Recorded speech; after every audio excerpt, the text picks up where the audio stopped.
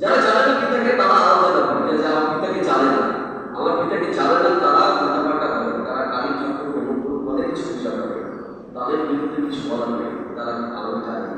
জেনে শুনে আমরা যদি কোনো অপরাধ করি সেটা সবচেয়ে বড় অপরাধ। আমরা যারা বিশ্বাস করি, প্রভুতে বিশ্বাস করি তাদের জন্য বাক্য না, যারা বাক্য জানেও জানে না তাদের জন্য। সর্বপ্রথমে ওটা ছোট্ট একটা গানের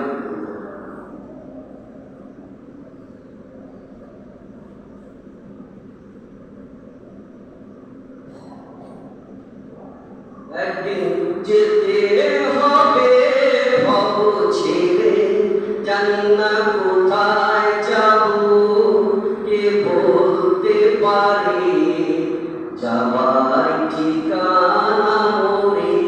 একদিন যেতে হবে ভব ছেড়ে, জানি না কোথায় যাব, কে বলতে পারে যাবার ঠিকানা মোরে। কোন সেতু আসে ঘেরা, কোন পাহাড় ঘেরা, সে কি আকাশ পরে বলকে বলতে পারে, বলকে বলতে পারে যাবার ঠিকানা মোরে। একদিন যেতে হবে ভব ছেড়ে, জানি না কোথায় যাব, কে বলতে পারে যাবার ঠিকানা মোরে। আমরা কি বলতে পারি কোথায় যাবো? কেন বলতে পারি না? আমরা আমাদের ঈশ্বরের যে বিশ্বাস থাকে আমরা বলতে পারি না কোথায় যাবো। ঈশ্বরের যিশু আমার কাছে যাবো তো, সব ক্ষেত্রে তো আমাদের কি বিশ্বাস নেই? আমরা বাক্যে দেখি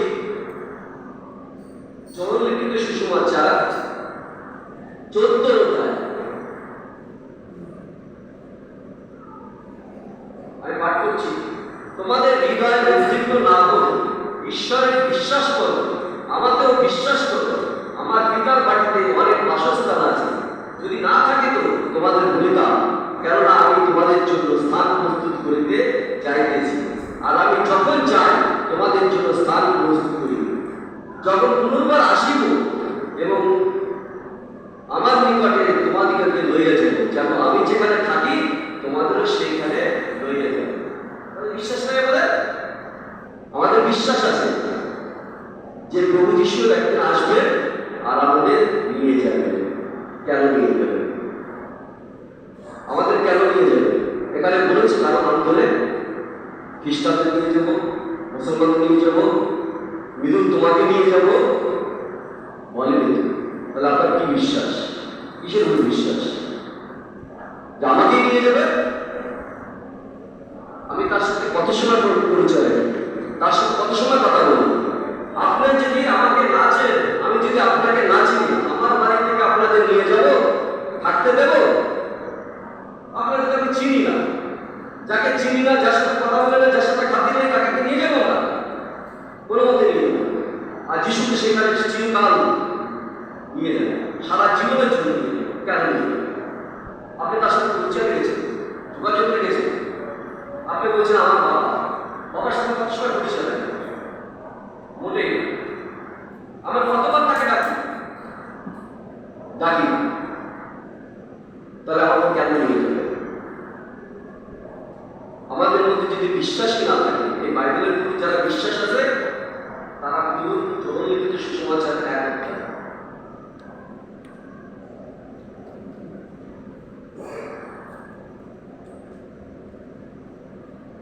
আমরা তার সাথে কিভাবে পরিচয় রাখবো, তার সাথে পরিচয় কি করে থাকবে? প্রভু যিশু স্বর্গে চলে গেছে, তিনি কি আবার আসছেন? আসবেন দ্বিতীয়বার, তার আগে আসবেন না। আসবে কি? দ্বিতীয়বার আসবেন। আদিতে বাক্য ছিল এবং বাক্য ঈশ্বরের কাছে ছিল এবং বাক্য ঈশ্বর ছিলেন। তিনি আদিতে ঈশ্বরের কাছে ছিলেন, সকলেই তাহার দ্বারা হইয়াছিল, যাহা হয়েছে তাহার কিছুই তার ব্যতিরিক্ত হয় না। 14 পদ দেখুন। আর সেই বাক্য মাংসে মূর্তিমান হইলেন। তাহলে বাক্য কে ছিল? বাক্য ঈশ্বর ছিল। আর সেই ঈশ্বর কি হলো? পৃথিবীতে অবতার হলো, মানুষের মূর্তিমান হইল। তাহলে বাক্য কি? বাক্যই প্রভু যিশু পৃথিবীতে আসলেন তাদের জন্য, এই মনুষ্য জাতির জন্য আসলেন, তাকে পাওয়ার জন্য স্বর্গ থেকে আসলেন। কেন? এদের যাতে আবার ঈশ্বরের সাথে যোগসূত্র তৈরি করতে পারে, তাদের সাথে যাতে আবার মিলাতে পারে। কিন্তু আমরা কি মিলেছি? মিলিনি। এখনো আমরা ভ্রান্ত পথে চলছি। বাইবেল পড়ি অথচ বাইবেল অনুসারে চলি না। সবার কথা বলছি না, ভেবে দেখুন তারা কি করছে? প্রভু যিশুকে না, প্রভু যিশুর নামধারী কোনো মূর্তিকে পূজা করছে। প্রভু যিশুকে করে না, প্রভু যিশুর মূর্তিকে পূজা করছে। আমরা, আমার বাবা যদি জীবিত থাকে, আমার বাবার কি মালা চড়াবো? মালা চড়ানো হয়। তাহলে এই যে বাক্য, আমরা যদি বলি প্রভু যিশু কোথায়? প্রভু যিশু এই বাক্য, বাক্য এসে প্রভু যিশু, সে বাক্য এসে মানুষের মুক্তিমান হলেন। সেই বাক্য কি করলেন? পৃথিবীতে আসলেন, কাজ করলেন, মানুষের জন্য খুশি মৃত্যুবরণ করলেন, জীবিত হলেন, আবার স্বর্গে চলে গেলেন, বললেন আমি তোমাদের জন্য স্থান প্রস্তুত করতে যাইতেছি। আর তিনি কি করলেন? তবে অনাথ রেখে যায়নি আমাদের, তিনি পবিত্র আত্মা পাঠিয়ে দিলেন। পবিত্র আত্মা কি করলেন? ভগবতীর মধ্যে দিয়ে কাজ করলেন। কি করলেন? এই বাক্যের রূপ দিলেন। সেই বাক্যই প্রভু যিশু, বাক্যের রূপ দিয়েছেন, এক বাক্যের রূপ এসে পবিত্র বাইবেল। এই বাক্যই প্রভু যিশু খ্রিস্ট। অস্বীকার করতে পারবে কেউ? যদি বাইবেল বিশ্বাস করি যে বাক্যই ঈশ্বর, তাহলে বাক্যকে আমরা সবসময় ভালোবাসবো। আমি যদি কাউকে ভালোবাসি, তার সাথে সবসময় কথা বলি, সবসময় কথা বলি, তাই তো? বলে হোক, যাই হোক, তার কথা যদি শুনতে না পারি আমরা উত্তেজিত হয়ে যাই, তার কথা কাছে শুনতে পারলাম না, তাই তো? আমি যদি ভালোবাসি, চিৎকার করে তাকে আই লাভ ইউ বলতে পারি, তাই তো? হ্যাঁ, বলতে পারি না? বলতে পারি আই লাভ ইউ। প্রভু যিশু আই লাভ ইউ ব্যবহার করে বলেছে, প্রভু যিশু তুমি কেমন আছো? আপনার কথা জিজ্ঞেস করেছি। যদি বলি যে না, আমরা তো কথা বলি, আমরা প্রার্থনা করি, কিন্তু তার কথা শুনতে পাই না, প্রভু যিশু এই বাক্য যদি বলে, বাক্য বললে শুনতে পাবে যে বাক্যের মধ্যে প্রভু যিশু কথা বলছে। আপনি যদি বাক্য বলেন, যে বাক্য এসে প্রভু যিশু কথা বলছে, আর আপনি প্রার্থনা করবেন, আপনি তার সাথে কথা বলছেন। আমাদের মূর্তি প্রয়োজন আছে। আমরা যেন পিতা পুত্র পবিত্র আত্মা বলি, পিতা পুত্র পবিত্র মূর্তির কাছে যেতে পিতা পুত্র পবিত্র আত্মা করি করি না, অন্যের করি, নিজের পিতা পুত্র পবিত্র নামে নাম। পিতা পুত্র কোথায়? আমাদের মধ্যে। কেন আমাদের মধ্যে? কি করে বলুন তো? আদমকে যখন সৃষ্টি করেছিলেন, আদমকে যখন সৃষ্টি করেছিলেন, তার প্রতিমূর্তি তাকে সৃষ্টি করেছিলেন। ঈশ্বরের প্রতিমূর্তি। ঈশ্বর কিন্তু দেখতে ঘোড়া, খরগোশ এদের মতো নয়, আমাদের মতো দেখতে, তাই তো? যদি তার প্রতিমূর্তিতে আমরা বিশ্বাস করি যে তার প্রতিমূর্তিতে আমাদের সৃষ্টি করেছে, তাহলে ঈশ্বর দেখতে আমাদের মতো। আর ঈশ্বরের প্রাণ এখন পর্যন্ত প্রাণবায়ু প্রত্যেকটা মানুষের মধ্যে রয়েছে। আর প্রাণবায়ু আছে বলে আমরা জীবিত আছি। এই প্রাণবায়ু যদি বেড়ে যায়, আমরা কিন্তু মৃত। ঈশ্বরের প্রাণবায়ু আছে বলে আমরা বেঁচে আছি। ঈশ্বর আপনার পাশে যে জন আছে, তার মধ্যে আপনার ঈশ্বরের প্রাণবায়ু আছে। তাকে যদি ভালোবাসা হয়, ঈশ্বরকে ভালোবাসা হয়। আমরা অস্বীকার করতে পারবো না যে ঈশ্বরের প্রাণবায়ু আমাদের মধ্যে আছে, যদি আমরা বাইবেল বিশ্বাস করি। তাহলে আমাদের মধ্যে যারা রয়েছে, তাদেরকে যদি ভালোবাসা যায়, আমার বাপ্পাকে যদি ভালোবাসতে পারি, আমার প্রতিবেশীকে যদি ভালোবাসতে পারি, আমাদের গুরুজনকে যদি ভালোবাসতে পারি, তাকে যদি জড়িয়ে ধরি, তাহলে কি দেখবেন ধুক করছে সে প্রাণবায়ুটা। হ্যাঁ, আপনার তাকে জড়িয়ে ধরবেন, তার প্রাণবায়ুটা আমাদের ধুক করছে। আপনি ঈশ্বরের প্রাণবায়ু অনুভব করতে পারবেন। হাওয়াকে যেমন দেখা যায় না, ঈশ্বরকে ওইভাবে দেখা যায় না। প্রভু যীশু খ্রিস্ট বারবার পৃথিবীতে আসবেন না, আসবেন যেদিন তার জ্যোতিতে এই পৃথিবীর কিছুই বাঁচবে না, আবার নতুন করে সৃষ্টি হবে, আর নতুন করে বিচার হবে। আমরা তাই ঈশ্বরকে ভালোবাসতে শিখি, বাইবেল পাঠ করতে শিখি, তাই তো? আমরা বাবা মাকে যদি ভালো না বাসতে পারি, তাহলে কাউকে ভালোবাসতে পারবো না।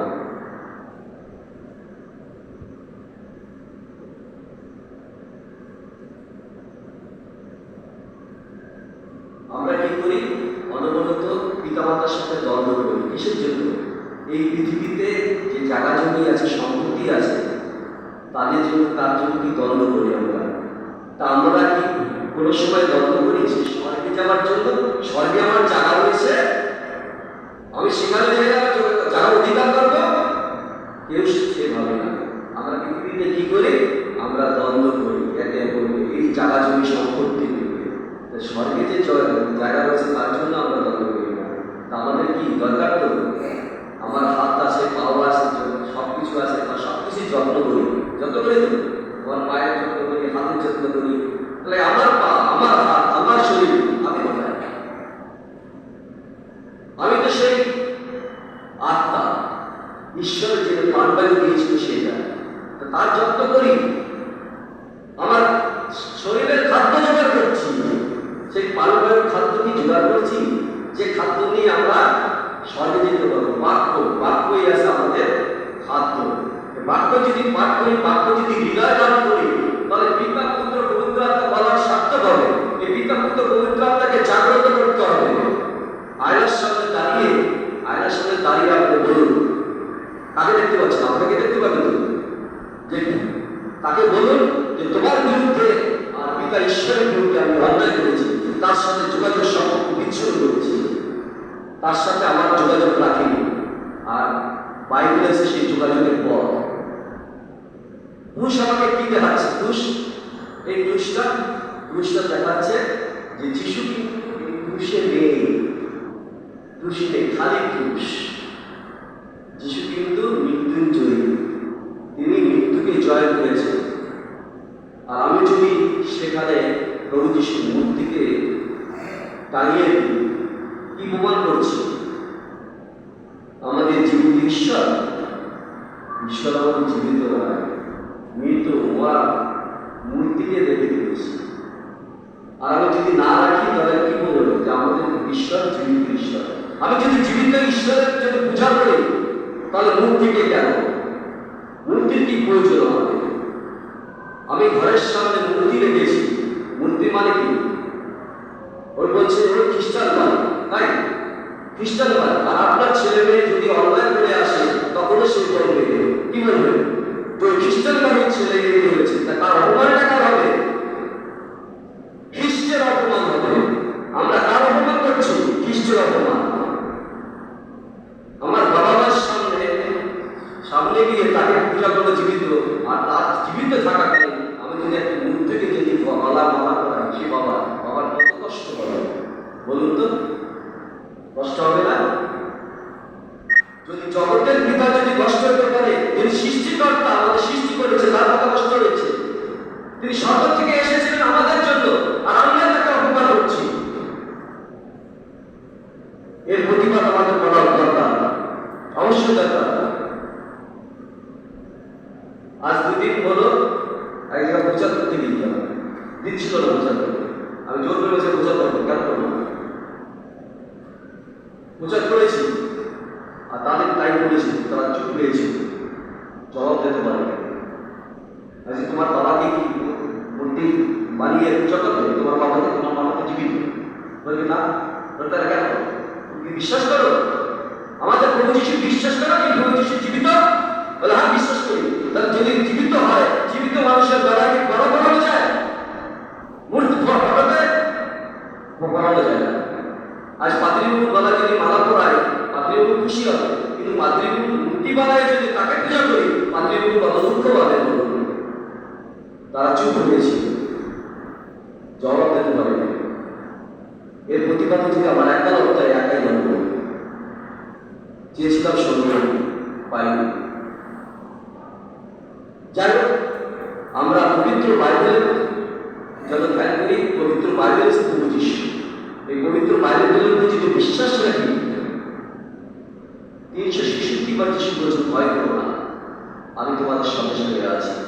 ভয় পাবার কিছু, এই দেহকে বের করতে পারবো, আত্মাকে না।